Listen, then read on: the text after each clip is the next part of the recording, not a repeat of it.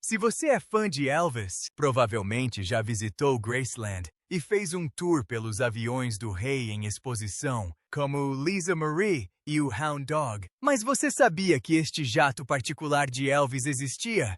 Ninguém entrava no jato particular de Elvis Presley há 48 anos. A aeronave se deteriorou lentamente sob o sol do Novo México, intocada desde a época em que Elvis ainda estava vivo. A maioria das pessoas pensava que não havia mais nada para ver. Então as portas se abriram. Queríamos mostrar isso ao mundo porque sempre que você vê o interior, é fenomenal e nós nem sequer o tocamos. Tudo o que fizemos foi aspirar e limpar.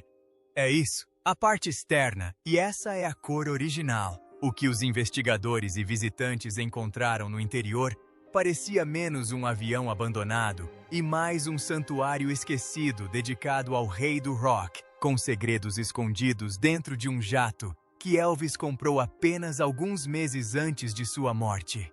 A descoberta chocou historiadores e até mesmo fãs de longa data de Elvis. Por que esse jato foi deixado para apodrecer por décadas? O que realmente havia dentro dele? E como um dos bens mais valiosos de Elvis Presley se tornou uma das relíquias abandonadas mais estranhas da história americana, o jato que ninguém conhecia. A maioria dos fãs de Elvis consegue identificar o Lisa Marie sem pestanejar.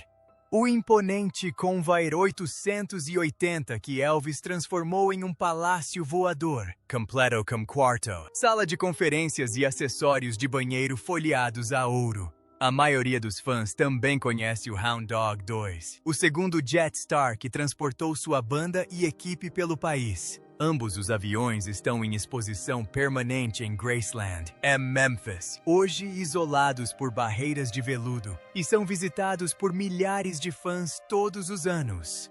Mas havia um terceiro jato, e quase ninguém sabia de sua existência. Em 22 de dezembro de 1976, Elvis Presley fechou um negócio que lhe custou $840 mil americanos, o equivalente a cerca de 4 milhões de dólares americanos em valores atuais. A aeronave era um Lockheed Jetstar de 1962, modelo Ailey 1329, um dos jatos particulares mais prestigiosos já construídos.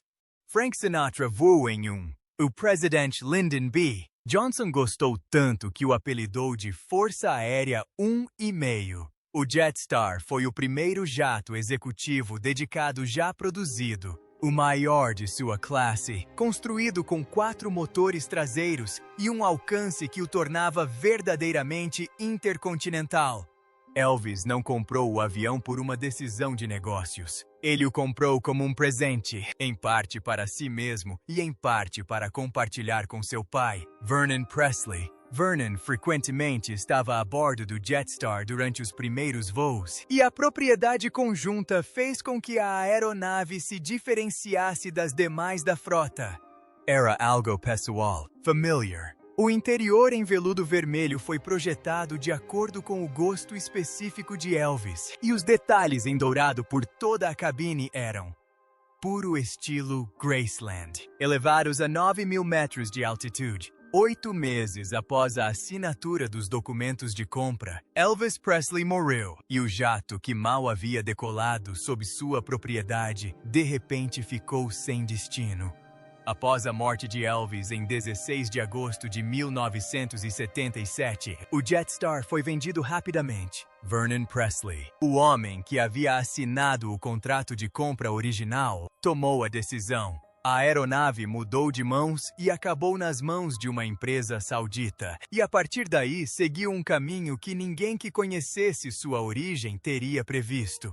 O Centro Aéreo Internacional de Roswell, no Novo México, era anteriormente a Base Aérea de Walker, uma instalação estratégica de comando aéreo que abrigava bombardeiros, B-52 e aeronaves, KC-135 durante o auge da Guerra Fria. A Força Aérea abandonou a base em 1967 e a cidade de Roswell assumiu o controle. Na década de 1970, tornou-se um dos maiores depósitos de aeronaves do mundo.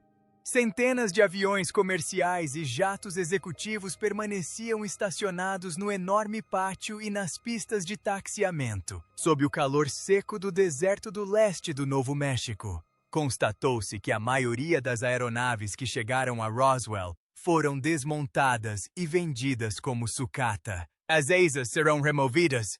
Os motores foram removidos. Após serem retirados da cabine de comando, os instrumentos foram revendidos. Dado que o ar do deserto era benéfico para reduzir a taxa de corrosão, Roswell era um local excelente para armazenamento temporário. Por outro lado, vários aviões passaram de temporários a permanentes. Além disso, o jato de Elvis tornou-se um ponto fixo. Ao longo de quase 4 décadas, a aeronave Jetstar permaneceu estacionada no pátio de Roswell. Seus 4 motores foram retirados de serviço. Vários componentes da cabine de pilotagem desapareceram, como resultado de anos de exposição ao calor implacável do deserto. A pintura externa, que antes apresentava um impressionante esquema de cores vermelho e prata, perdeu o brilho. Diversos buracos apareceram na fuselagem e uma revoada de pássaros entrou na aeronave. Em grande parte. Porém, o interior foi preservado, já que estava protegido das intempéries pelas paredes seladas da cabine. O estofamento de veludo carmesim pôde ser conservado.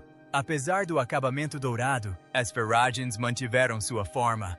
No chão, o tapete felpudo continuava presente. O armário de mídia continha um toca-fitas e um videocassete, que ainda estavam no local. No entanto, as poltronas continuavam girando.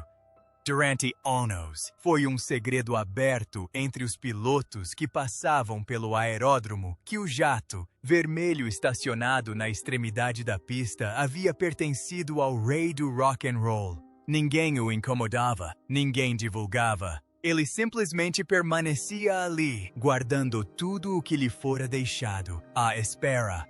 O que estava acontecendo com Elvis em 1977? Em 1976, Elvis Presley não era mais a mesma pessoa por quem o mundo se apaixonou na década de 1950. Naquela época, ele era enérgico, confiante e cheio de vida no palco. Mas, no início dos seus 40 anos, as coisas haviam mudado muito. Ele ainda era famoso, ainda se apresentava, ainda atraía multidões enormes. Mas, nos bastidores, ele estava sofrendo. Seu corpo estava debilitado por anos de turnês ininterruptas. Sua rotina era intensa há muito tempo, e havia pouquíssimos momentos de descanso. Viagens, apresentações, noites em claro e a pressão dos fãs e da equipe foram se acumulando gradualmente até que seu corpo não aguentava mais o ritmo de antes. Com o tempo, ele começou a depender de medicamentos apenas para conseguir passar o dia. Isso não aconteceu de repente. Desenvolveu-se gradualmente como uma forma de lidar com o esgotamento, a dor e o estresse, mas também tornou as coisas mais difíceis a longo prazo. No centro da vida profissional de Elvis estava seu empresário, Colonel Tom Parker. Parker era uma das pessoas mais poderosas no mundo de Elvis. Ele controlava as reservas, os contratos e a maioria das decisões relativas à carreira de Elvis. Mas o próprio Parker era uma figura complexa. Ele não era originário dos Estados Unidos. Nasceu na Holanda e, posteriormente, construiu uma nova identidade na América.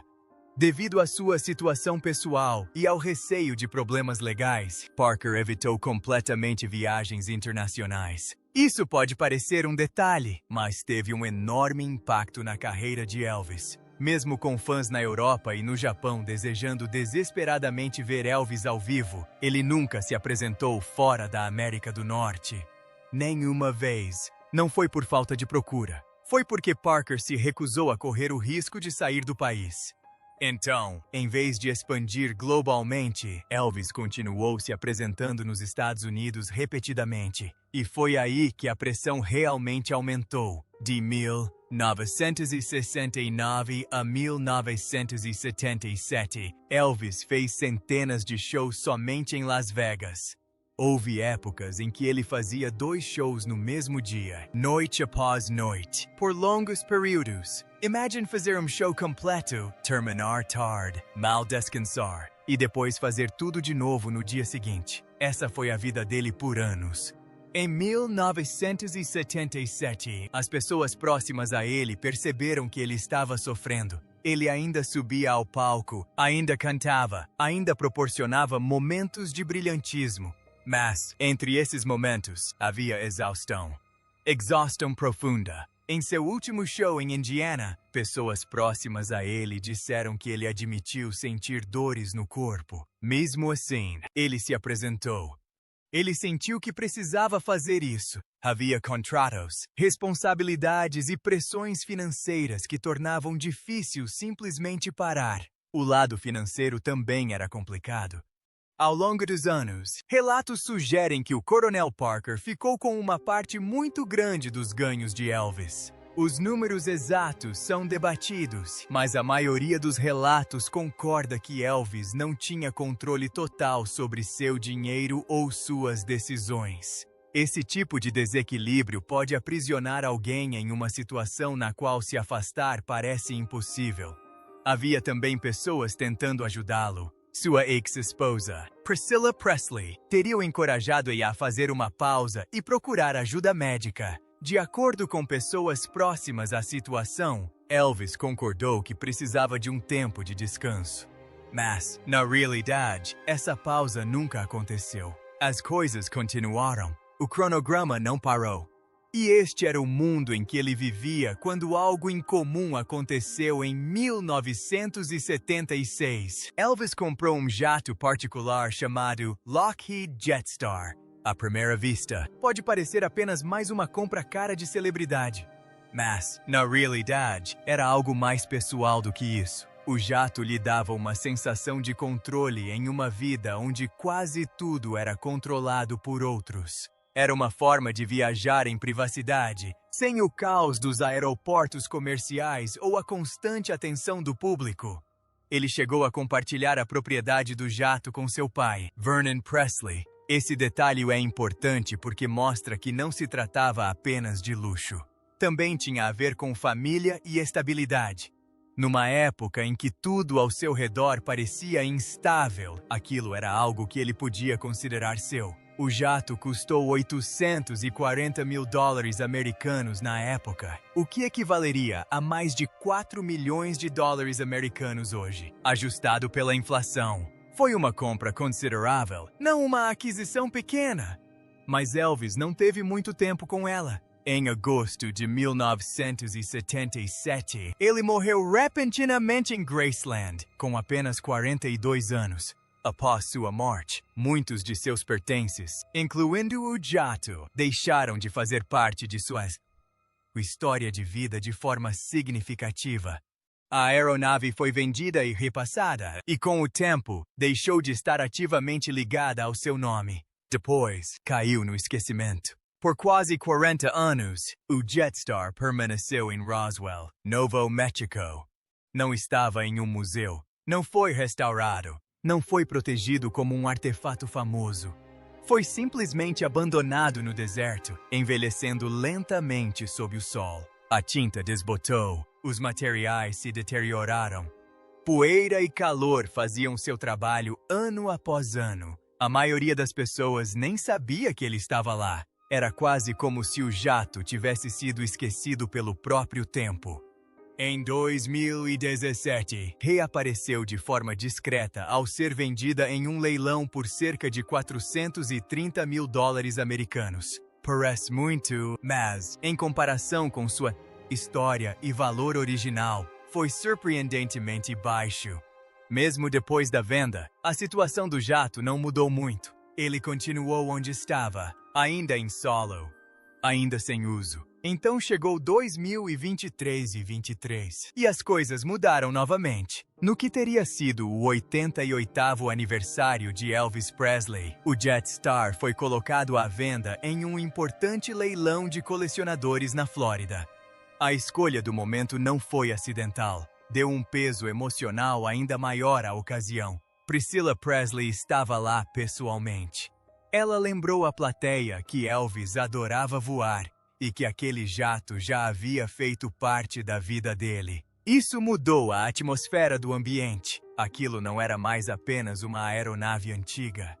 Estava ligado a alguém por quem as pessoas ainda tinham grande carinho. O leilão começou e avançou rapidamente. Um colecionador e criador de conteúdo do YouTube chamado James Webb acabou arrematando o item por $260 mil americanos. Na verdade, esse valor é menor do que o que Elvis pagou décadas antes, o que demonstra o quanto o valor percebido do jato mudou ao longo do tempo. Mas comprá-lo foi apenas o começo do verdadeiro desafio. Assim que Webb assumiu a propriedade, especialistas foram chamados para examinar a aeronave. Os resultados não foram animadores. O jato estava danificado demais para voar novamente. Restaurá-lo custaria milhões de dólares, muito mais do que seu valor como aeronave em condições de voo. Só os motores já seriam um grande problema, mesmo que pudessem ser substituídos. As normas da aviação moderna tornariam extremamente difícil o retorno legal do jato aos céus. Portanto, voá-lo novamente não era realista. Isso deixou apenas uma opção: a transformação. Em vez de restaurá-lo como uma aeronave, Webb decidiu transformar o Jetstar em algo completamente diferente.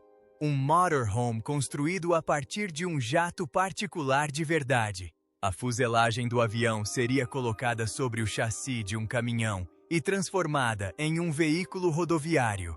Assim, em vez de voar pelos céus, viajaria pelas rodovias. Essa ideia dividiu opiniões. Alguns acharam desrespeitoso, como destruir um pedaço da história. Outros achavam que fazia sentido que, em vez de deixá-lo apodrecer, o jato renascesse em uma nova forma, ainda em movimento, ainda visível, ainda parte de uma história. O que foi realmente encontrado dentro da cabine? O interior do Jetstar não era uma carcaça vazia. Esse é o detalhe que surpreendeu quase todos os jornalistas que cobriram o leilão. Ao atravessar a porta daquela cabine em 2023, a primeira coisa que se via era veludo vermelho, cobrindo cada superfície dos assentos, cada painel da parede e o chão da cabine na forma de um denso tapete felpudo. A cor havia se aprofundado com o tempo. A textura estava achatada em alguns pontos, mas permanecia inconfundivelmente intacta. Os detalhes em dourado dos acessórios por toda a cabine estavam desgastados, mas mantinham sua forma. 6 poltronas macias, giratórias e reclináveis, estavam posicionadas ao longo das paredes da cabine. Um sofá ocupava uma parte da área de estar. Cada móvel estava exatamente onde Elvis o havia colocado. A cozinha continha o micro-ondas Canmore e o dispensador de bebidas originais, ambos relíquias do design de eletrodomésticos dos anos 70 que teriam parecido de vanguarda na época da instalação. O sistema de entretenimento incluía uma televisão, um aparelho de videocassete e um toca-fitas. Cada assento possuía entradas para fones de ouvido com controles de áudio individuais. Em 1976, essa era uma tecnologia que a maioria das pessoas nunca tinha visto em uma residência particular, muito menos a bordo de uma aeronave pessoal. Na parte traseira da cabine, um lavabo e compartimentos de armazenamento adicionais permaneceram intactos atrás de suas portas originais. A cabine de comando, embora desprovida de alguns instrumentos, ainda possuía iluminação funcional nos painéis de instrumentos. As luzes de pouso, de táxi e de sinalização funcionavam quando Webb as testou durante sua inspeção inicial. Eis o detalhe que causa o maior impacto. O contrato original de segurança da aeronave, assinado por Elvis Presley e Vernon Presley, foi incluído na documentação do voo. Uma carta escrita por Priscilla Presley também fazia parte dos documentos anexos. Nela, ela escreveu que o Jetstar foi o único jato que Elvis comprou com seu pai e que Elvis sempre desejou apoiar os sonhos empreendedores de Vernon, especialmente após a perda precoce de sua mãe. Essa carta ressignifica a aeronave transformando-a de um símbolo de status em algo muito mais íntimo. Não era apenas um jato, era um filho tentando fazer algo bom para o pai em um período em que quase tudo estava desmoronando. Este é o capítulo que os vídeos concorrentes ignoram ou tratam com muita leviandade. E é o capítulo que torna o jato abandonado genuinamente assombroso. Elvis comprou o Jetstar em 22 de dezembro de 1976. Ele morreu em 16 de agosto de 1977. Isso equivale a 237 dias. Nesses 237 dias, Elvis completou diversas turnês exaustivas, continuou se apresentando em Las Vegas e, de acordo com vários relatos documentados, passou um tempo considerável em Graceland, em um estado físico e mental debilitado, o que alarmou as pessoas mais próximas a ele. No verão de 1977, as pessoas que o viam regularmente descreviam um homem quase irreconhecível em comparação a quem ele era 2 anos antes. Ele sentia dores físicas constantes. Seu sistema imunológico falhava repetidamente, causando febres recorrentes e sintomas gripais que sua equipe médica mascarava com medicamentos em vez de tratar a causa subjacente. Em um show durante aquele último ano, Elvis teria tido a cabeça mergulhada em um balde de água gelada nos bastidores entre as apresentações para que conseguisse se manter funcional o suficiente para continuar. O coronel Tom Parker, nos bastidores, estava totalmente concentrado em cumprir os contratos de agenciamento. A situação com os medicamentos controlados havia atingido um nível que várias pessoas próximas a Elvis tentaram, sem sucesso, resolver. Mais tarde, investigadores descobriram que o Dr. George Nicopolis, seu médico pessoal, havia prescrito a Elvis uma quantidade extraordinária de substâncias controladas nos meses que antecederam sua morte. Alguns relatos descrevem Elvis como alguém que tinha pouco controle real sobre o que lhe era dado e quando. O sistema ao seu redor, o aparato de gestão, a máquina de turnês, as obrigações financeiras tinham uma lógica própria que continuava funcionando mesmo quando a pessoa no centro de tudo estava em declínio. O Jetstar, comprado em dezembro, foi vendido por Vernon na primavera de 1977, menos de 6 meses após a compra. Não há explicação documentada para a decisão de vendê-lo tão rapidamente. Elvis mal havia voado nele. O acordo de segurança da aeronave tinha acabado de ser assinado. O projeto de interiores, elaborado de acordo com suas especificações pessoais, havia sido finalizado recentemente. Então, tudo desapareceu. Uma das possibilidades levantadas pelos pesquisadores é que a venda tenha sido resultado de dificuldades financeiras.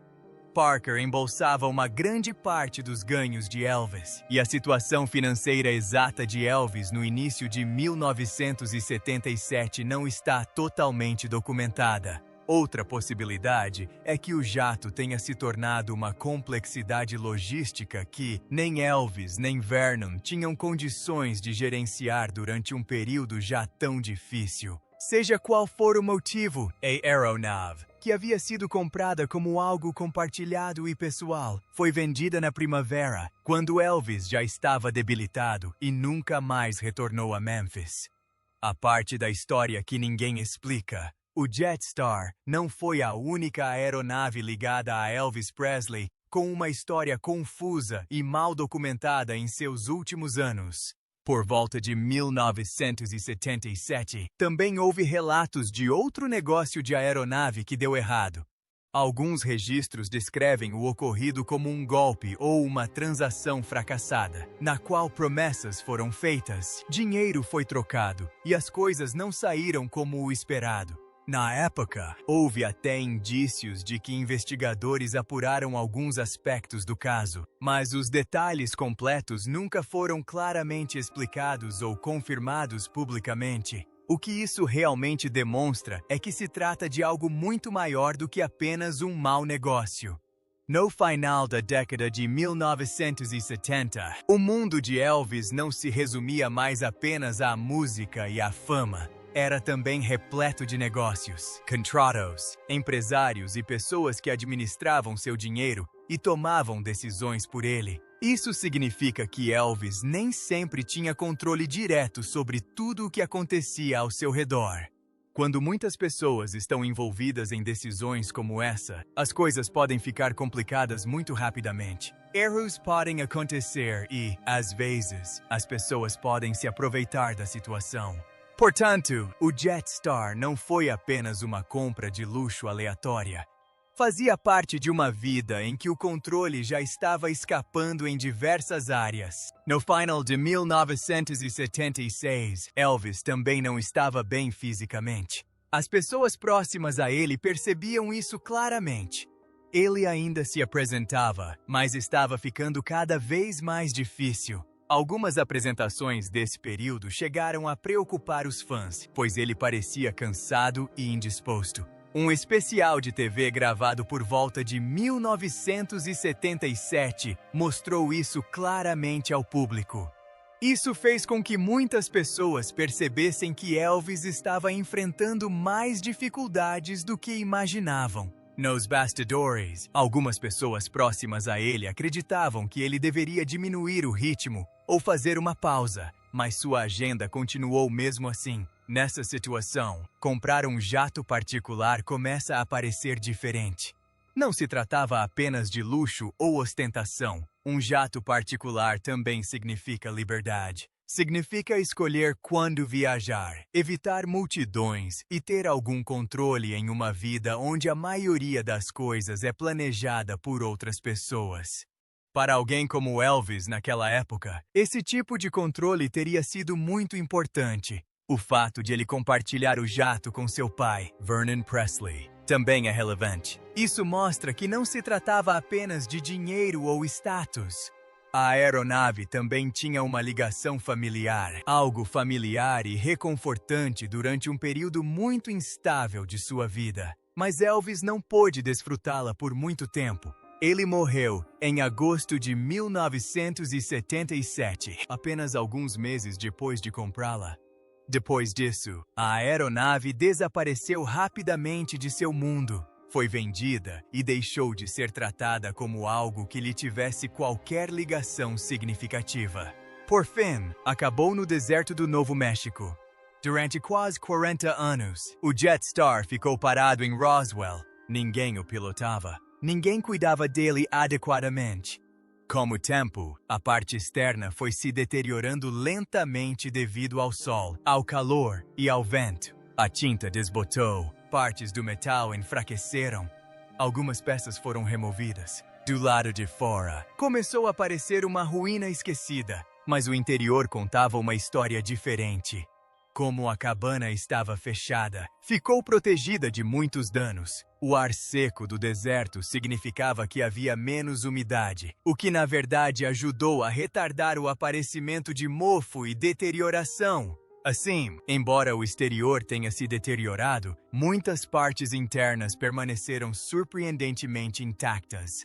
Os assentos ainda estavam lá. Alguns elementos do design de interiores e acessórios permaneceram. Até mesmo pequenos detalhes dentro da cabine sobreviveram por muito mais tempo do que qualquer um esperaria de algo que ficou intocado por décadas. Isso cria uma estranha diferença. Do lado de fora, parece algo completamente destruído, mas, por dentro, dá a sensação de um momento no tempo que foi congelado e nunca terminou. Os especialistas que examinaram o jato posteriormente ficaram surpresos. Eles esperavam que tudo estivesse destruído, mas o interior ainda estava em condições muito melhores do que o esperado para algo que ficou abandonado no deserto por tanto tempo. Roswell, sem querer, funcionou como uma espécie de depósito natural. O clima destruiu a parte externa, mas ajudou a preservar partes da parte interna. Portanto, o que restou não é apenas um avião antigo. É algo dividido em dois. Um lado mostra os danos e a passagem do tempo. O outro lado ainda guarda um momento da vida de Elvis Presley em 1976, quase como se tivesse sido pausado e deixado em espera.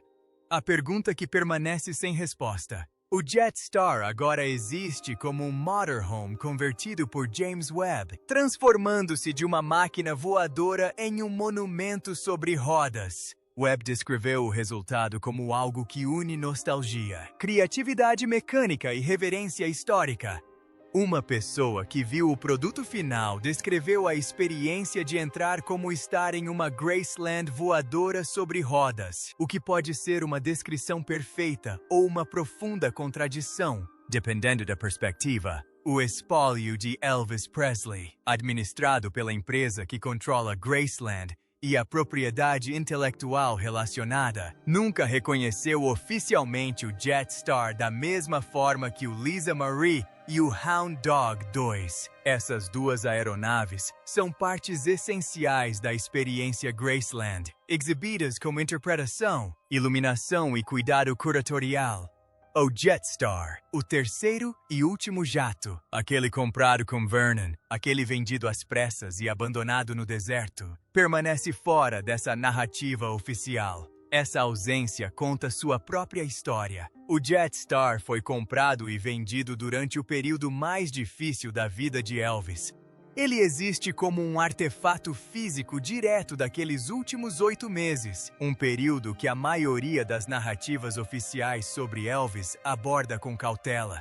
A imagem pública do rei é construída sobre carisma, talento, impacto geracional e um final trágico que o público foi levado a entender como a perda de um artista insubstituível. A máquina que levou Elvis à morte, a exploração financeira, as turnês forçadas, o sistema de medicamentos controlados, a completa ausência de qualquer estrutura de apoio genuína, tendem a aparecer nas margens dessa história, e não no seu centro.